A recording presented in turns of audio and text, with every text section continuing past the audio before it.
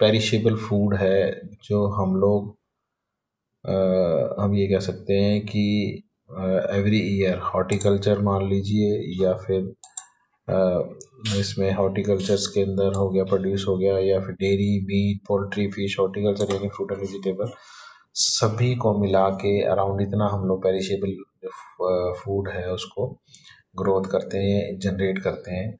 और हमारा जो इसका वेस्टेज लेवल है वो काफ़ी ज़्यादा हो जाता है।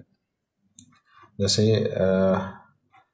16% से 20% के अराउंड हो गया, 5.2% के आसपास फिश होगी, मरीन फिश होगी, 2.7 meat and 6.7% in poultry industry के अंदर हो गया।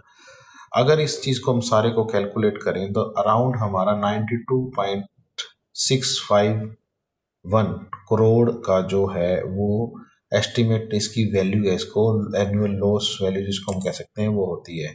ठीक है, तो अगर हम लोग annual value of loss in fruit and vegetable, meat, fish and milk की करें तो अराउंड 50.473 करोड़ वैल्यू बनती है। तो एक बहुत ही बड़ी वैल्यू जिसको हम कह सकते हैं वो इसके अंदर होती है। और इसीलिए जैसे एजुकेट, कारण क्या है ये होने का लॉस, क्योंकि हमें पता है पेरिशेबल फूड है, पेरिशेबल फूड को क्या चाहिए, प्रॉपर ट्रीटमेंट और प्रॉपर केयर चाहिए। और कोल्ड स्टोरेज ऐसी फैसिलिटीज है, ऐसा इंफ्रास्ट्रक्चर होता है जहां पर हम लोग लो टेम्परेचर पे हमारे फूड मटेरियल को स्टोर करके रखते हैं। अब उस मटेरियल को जब हम स्टोर करके रखेंगे तो लो टेम्परेचर पे स्टोर करेंगे तो जो हमारे वहां पर पोस्ट हार्वेस्ट लॉसेस हैं वो हमारे काफ़ी कम हो जाते हैं। और हमें पता है कि पोस्ट हार्वेस्ट लॉसेस क्या होते हैं, जो हार्वेस्टिंग के बाद, फसल को काटने के बाद अगर हम लोग प्रॉपर तरीके से हैंडल नहीं करके रखते या स्टोर करके नहीं रखते तो वहां पर हमारा जो जो फूड मटेरियल है वो जल्दी खराब हो जाता है, जिसको हम बोल देते हैं पोस्ट हार्वेस्ट लॉसेस। तो एक छोटी सी एक सिंगल फॉर्म में इन्होंने देखा है प्रोडक्शन कितना, अराउंड 400 मिलियन मीट्रिक टन। और अगर एवरेज वैल्यू माने वेस्टेज लेवल ऑफ पेरिशेबल 0.92 15.9% के आसपास होता है। और ओवरऑल अगर हम इसकी वैल्यू माने तो वो 92.65 करोड़ है। और अगर ऑपरेशनल कैपेसिटी माने तो अराउंड है 32 मिलियन मीट्रिक टन। तो और अगर हम लोग बात करें कोल्ड स्टोरेज जितने अवेलेबल हैं इंडिया के अंदर, 92% जो कोल्ड स्टोरेज हमारे हैं इंडिया के अंदर वो प्राइवेट सेक्टर्स के पास हैं ज़्यादातर। लेकिन हमारे पास इतने कोल्ड स्टोरेज अभी भी नहीं है कि जो हमारे रिक्वायरमेंट को, हमारे जो टारगेट्स हैं पोस्ट हार्वेस्ट लॉसेस को कम, बहुत ज़्यादा मतलब अभी कम हो रहा है, ये लोग कम कर रहे हैं नो डाउट, लेकिन अभी बहुत सी जो स्टोरेज, कोल्ड स्टोरेज फैसिलिटीज़ की अभी भी हमें ज़रूरत है। और क्या कहते हैं, ज़रूरत भी है। और इस ज़रूरत के कारण अगर कोल्ड स्टोरेज बिजनेस की अगर हम बात करें तो इसके अंदर भी काफ़ी अच्छी अपॉर्चुनिटीज़ हैं इसके अंदर। ठीक है, देखो इन्होंने जैसे शॉर्ट फॉर्म में और दे रखा है कि 75% एवरेज कैपेसिटी यूटिलाइजेशन की जाती है, जितनी कैपेसिटी है उसकी 75% ही एवरेज को यूटिलाइज करते हैं। 92% हमारा जो है वो प्राइवेट सेक्टर के पास है, कोल्ड स्टोरेज का जो भी है। और अगर हम लोग लार्जेस्ट कमोडिटी माने, सिंगल कमोडिटी, तो पोटैटो है, आलू। ठीक है, और अगर इंडस्ट्री कंसंट्रेशन माने तो यूपी में, पंजाब में, वेस्ट बंगाल और गुजरात, ये 4 स्टेट ऐसे हैं जहां पर कोल्ड स्टोरेज का काफ़ी ज़्यादा इसके अंदर हम ये कह सकते हैं कि इन्वॉल्वमेंट या एक भागीदारी, अगर ओवरऑल जितने भी कोल्ड स्टोरेज की बात करें तो इन 4 स्टेट्स के अंदर इसकी अच्छी भागीदारी है। रीजनल कमोडिटी डिस्ट्रीब्यूशन जैसे अगर इन्होंने एक दे रखा है, सबसे ज़्यादा यूपी के अंदर है, उसके बाद वेस्ट बंगाल है, फिर गुजरात, फिर पंजाब और फिर आंध्रा इसके अंदर जो उन्होंने दे रखा है। तो ठीक है, 60% अगर हम लोग बात करें तो ये 5 स्टेट्स ही कवर कर लेते हैं। ठीक है, और हम उसके बाद है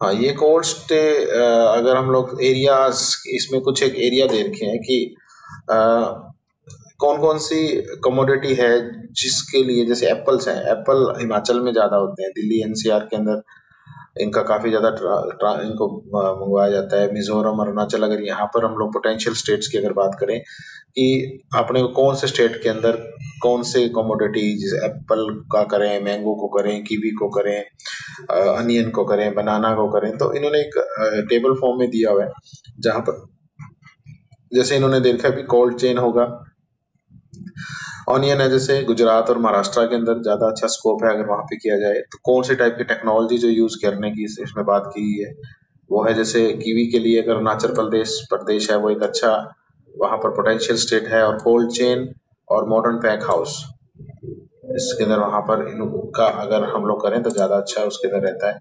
फिश होगी, मीट अगर इंडस्ट्री की बात करें, महाराष्ट्र, आंध्र प्रदेश, फिश की अगर बात करें तो हम लोग आंध्रा, केरला, गुजरात, तमिलनाडु, वेस्ट बंगाल, उड़ीसा, मणिपुर, मिजोरम, तो ये अलग अलग दे रखी हैं। Mega food parks in India, आप लोगों को अगर मेगा फूड पार्क की बात करें तो इसके अंदर जैसे इन ऑपरेशन के अंदर जो बन चुके हैं, जैसे हरिद्वार वाला काम कर रहा है, फाजिल्का वाला काम कर रहा है। फाजिल्का में जो आपकी डायनामिक्स जो कंपनी है, काफ़ी अच्छी कंपनी है, इसके पास मैंने इसको देखा भी हुआ है कंपनी को, वो यहाँ पर है फाजिल्का में। हरिद्वार वाला भी काम कर रहा है। इसके अलावा इसके अंदर कुछ एक नहीं दे रखी है इन्होंने, ये थोड़ा सा इसके अंदर सोनीपत वाला भी काम कर रहा है, ठीक है। ये थोड़ा सा ओल्ड डाटा है तो इसलिए, लेकिन बहुत ज़्यादा फिगर्स हैं वो डिफरेंट नहीं है। ये इन्होंने अलग अलग इंडस्ट्री देखी है, पंजाब एग्रो इंडस्ट्री डाटा,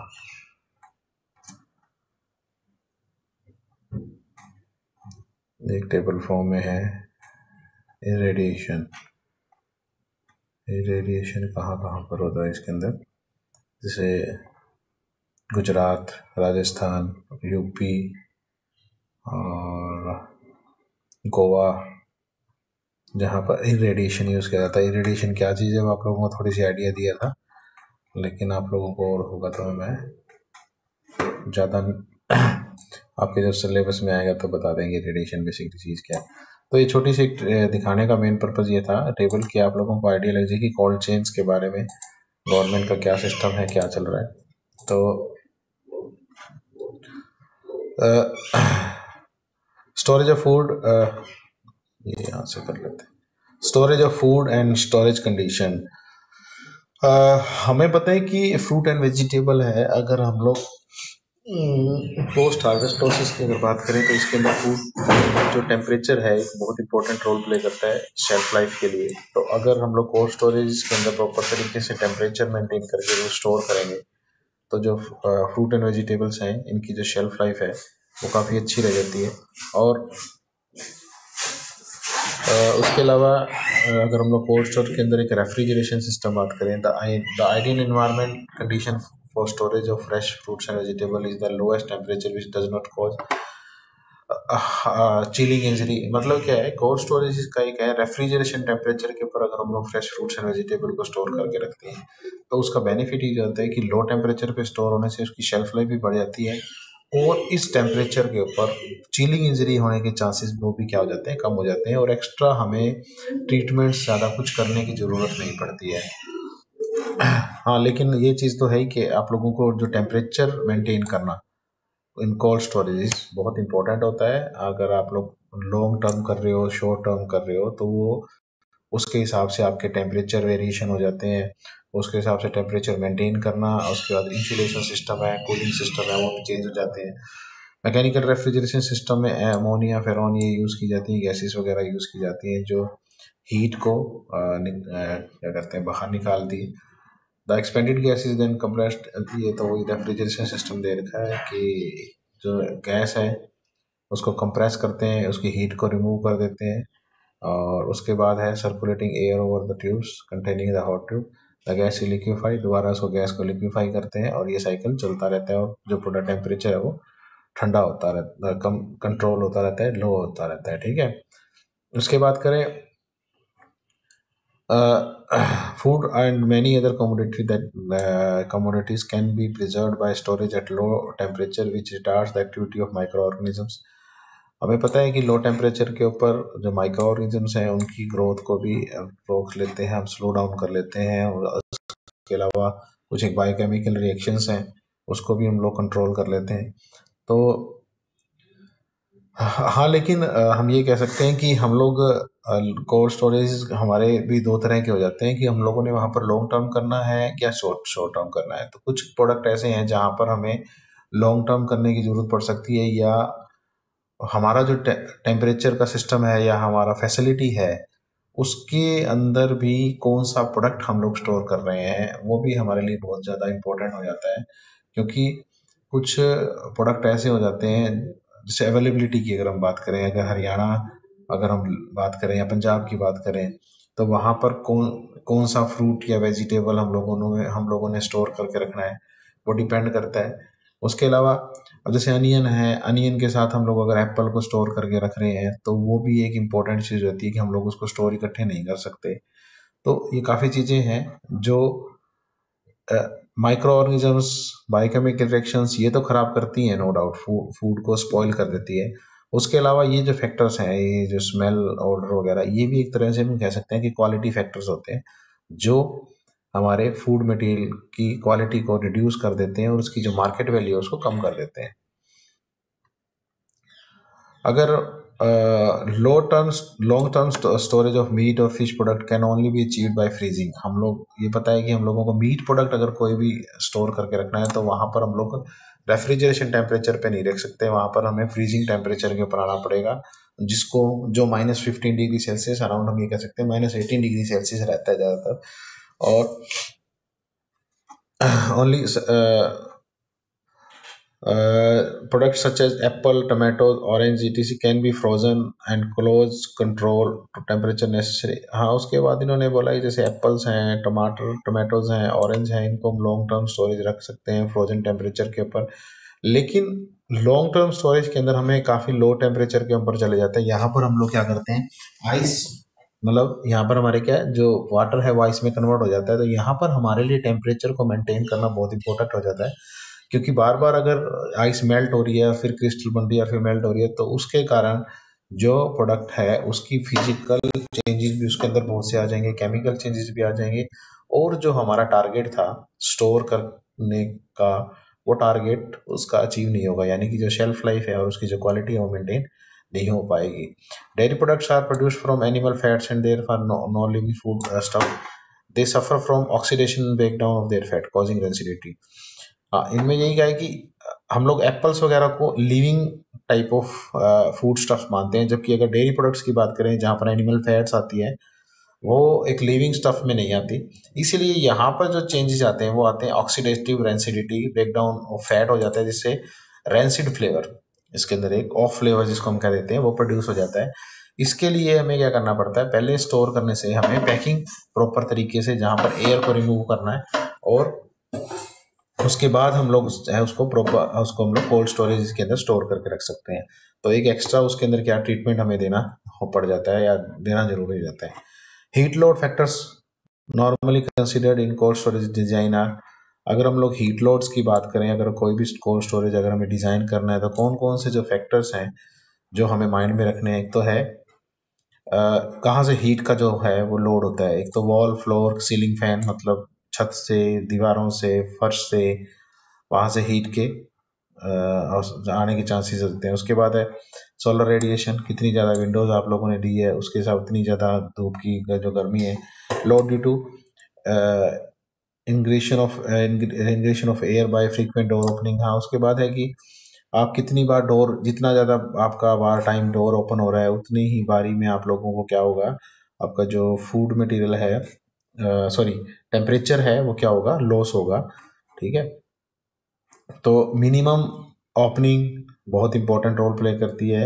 अगर आप लोगों को कोई ऐसा प्रोडक्ट है जो कम टाइम में चाहिए, रेगुलरली चाहिए, और एक ऐसा होता है जो हमें बहुत कम उसको हमें टेम्परेचर लो पे रखना है लेकिन काफ़ी कम उसको निकालना है, तो हम लोगों को इस तरह की फैसिलिटी भी मेंटेन करनी पड़ेगी कि जहाँ पर उन दोनों को सेपरेट सेपरेट स्टोर किया जा सके, ताकि जो प्रोडक्ट को काफ़ी दिनों तक रखना है और उसको बहुत ज़्यादा हमें रेगुलरली उसको हमें उनका इसकी इन इन और आउट नहीं करना, तो वहाँ पर क्या होगा, अदरवाइज क्या होगा कि टेम्परेचर आप लोगों ने बार बार डोर ओपन कर रहे हैं, आपको पता है कि जैसे हम डोर ओपन कर रहे हैं घर में,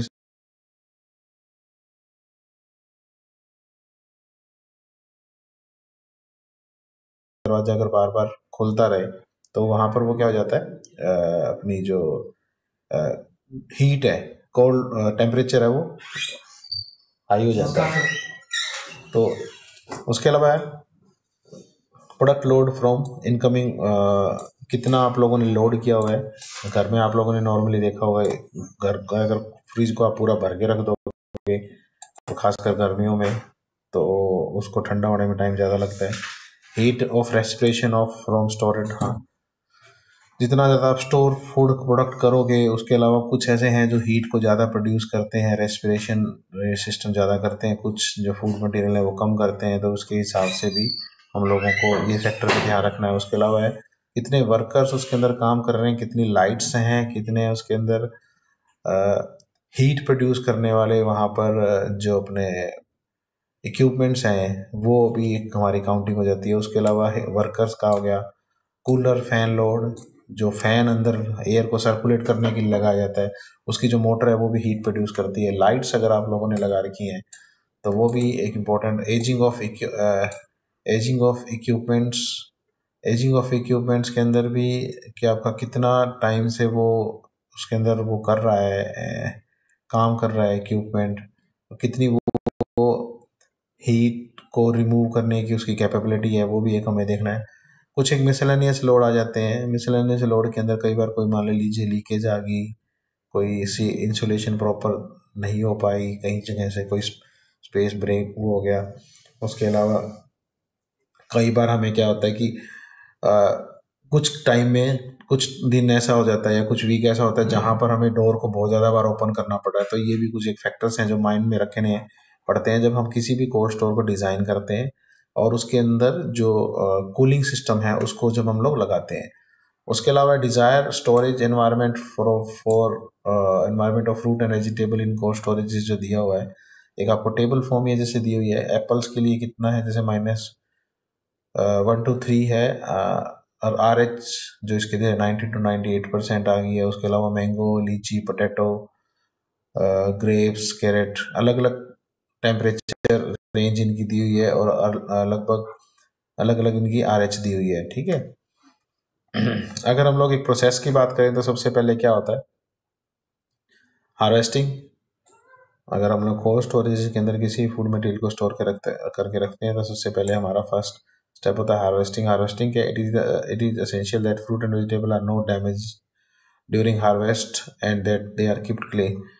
हमें पता है कि जब भी हम फ्रूट एंड वेजिटेबल है, जब उसको हार्वेस्ट कर रहे हैं, उनको पेड़ों से काट तोड़ रहे हैं या अलग कर रहे हैं या फिर फसल को निकाल रहे हैं, तो वहाँ पे हमें एक इम्पॉर्टेंट चीज़ ये हो जाती है कि हमें ये ध्यान देना है कि आपका जो फ्रूट या वेजिटेबल हो लेस, कम से कम डैमेज हो और क्लीन कंडीशन के अंदर है। क्योंकि डैमेज्ड अगर होगा या उसके अंदर ज़्यादा कट वगैरह लगे होंगे तो उसकी जो लाइफ है उतनी ही क्या हो जाएगी, कम हो जाएगी। उसकी अपीयरेंस है, अपीयरेंस भी बहुत इंपॉर्टेंट रोल प्ले करती है। अगर आप लोगों ने कोई फूड मटेरियल है उसकी अपीयरेंस अगर कम हो गई है तो वो भी एक क्वालिटी लॉस माना जाता है।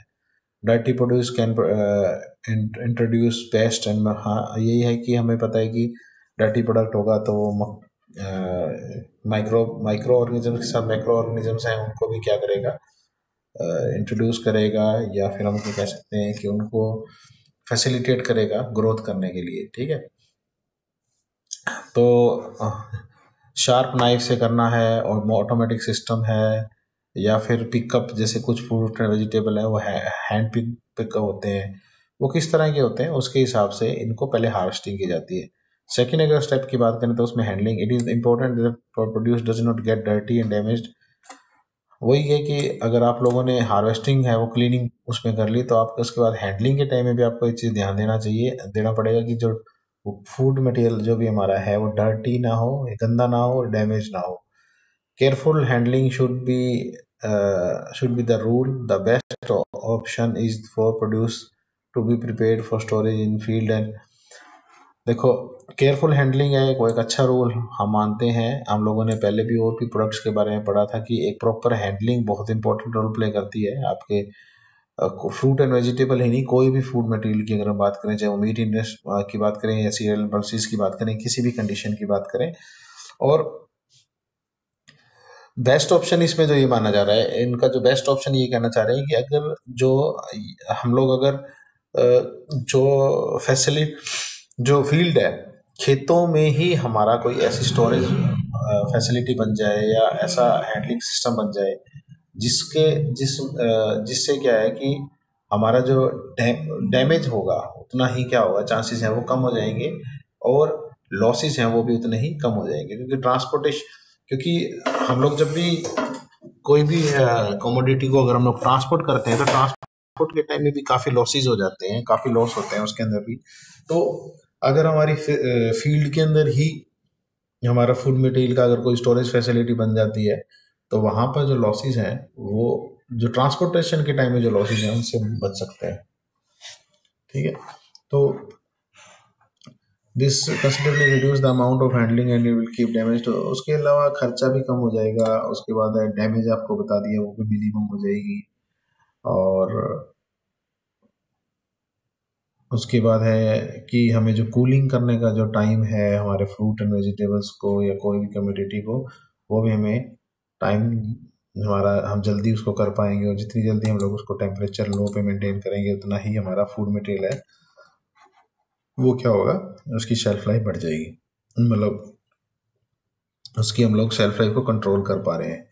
उसके बाद प्रिपरेशन के बाद क्या है, हम लोगों ने जब भी स्टोर कर रहे हैं तो उससे पहले हमें डर्ट जो है उसका कचरा वगैरह जो भी चीज़ें हैं हमें रिमूव करनी है, उसको क्लीन करना है। उसके बाद है प्रिलिमिनरी कूलिंग का मतलब है प्री कूलिंग भी बोल देते हैं हम लोग, लो कूल वाटर के अंदर इसको डिप करके रखते हैं ज़्यादातर, जिससे क्या है कि जो फील्ड हीट है उसको रिड्यूस किया जा सके, रिमूव किया जा सके।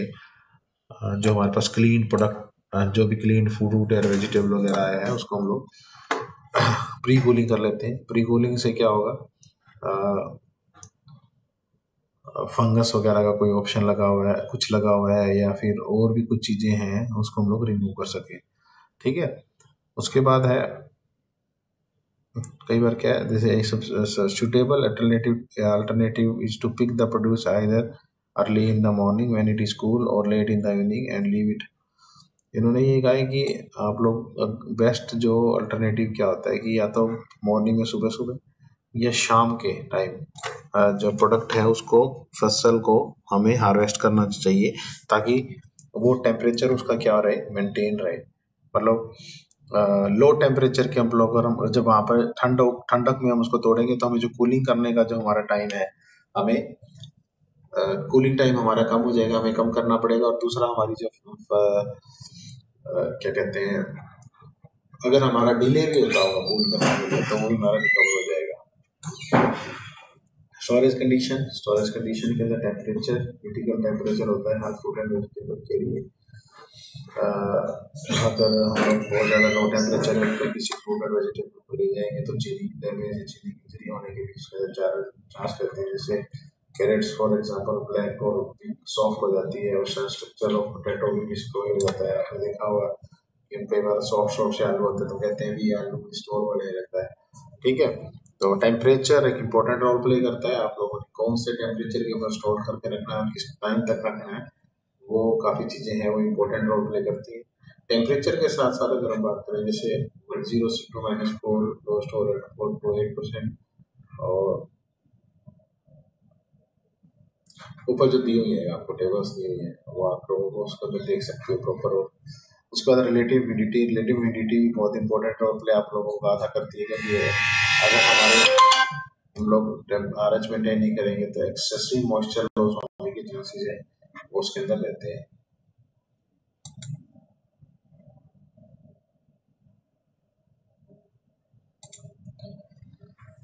उसके अलावा अगर हम बात करें packaging system, length of storage, चलो एक सेकंड टॉपिक के अंदर करेंगे, सेकंड क्लास के बाद।